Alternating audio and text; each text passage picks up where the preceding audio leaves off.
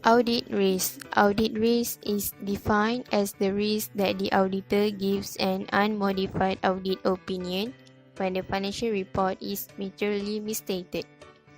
There are two types of risk faced by an auditor, which are audit risk and auditor's business risk. Audit risk is the risk that auditor gives inappropriate audit opinion on financial statements that are materially misstated. It also can be directly controlled. There are three components of audit risk, which are inherent risk, control risk, and detection risk.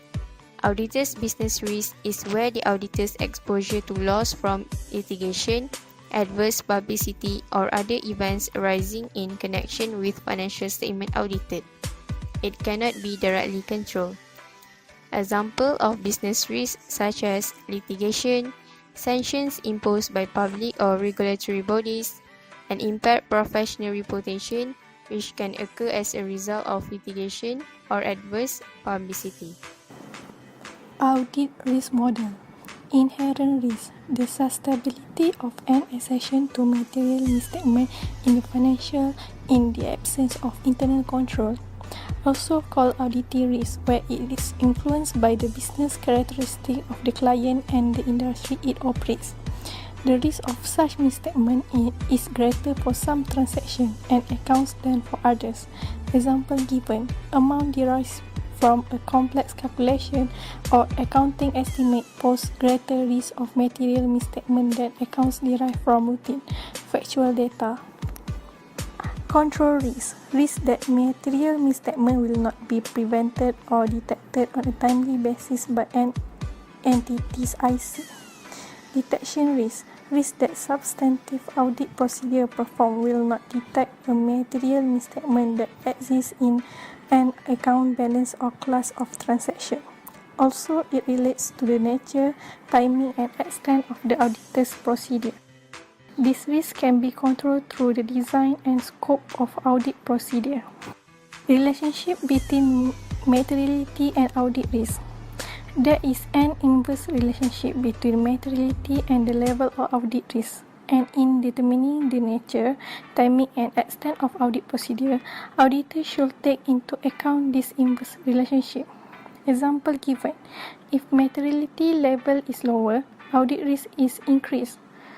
How to assess audit risk? The auditor's assessment of audit risk and its component, which is inherent risk, control risk, and detection risk, represent a matter of professional judgment by the auditor. For inherent risk, we can see from management integrity, client motivation to make mistake, and client knowledge of accounting standard.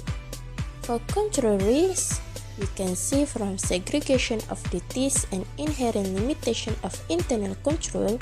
For detection risk, we decide on nature, timing, and extent. There are a few examples of circumstances indicating increased risk of errors and fraud. Firstly, analytical procedures disclose major differences from expectations, and unreconciled differences exist between a control account and subsidiary record. There are a few steps to minimize audit risk. Firstly, we need to plan and delegate the audit with due care. Next, audit evidence are properly documented, and audit staff selected are competent to perform the audit with due care. Audit sampling. Since the auditor cannot examine every item, the auditor has to select a sample of items for testing. In other words, audit sampling.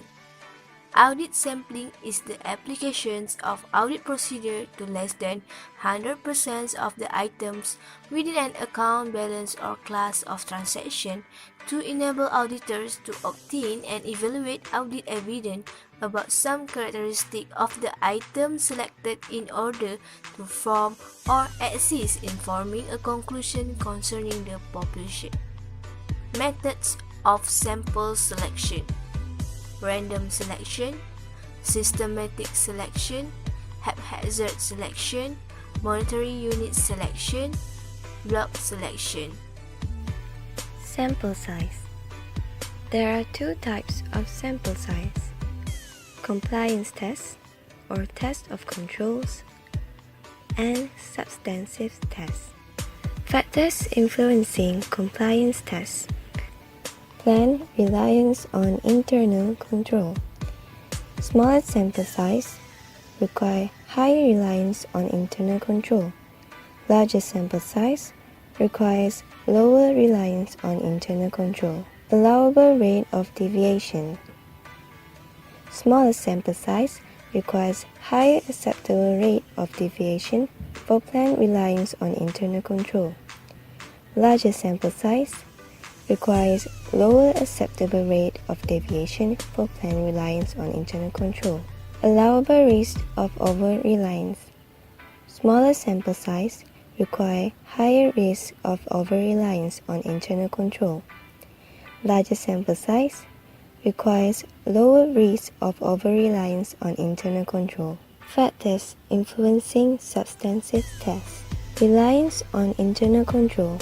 Smaller sample size require higher reliance on internal control. Larger sample size requires lower reliance on internal control.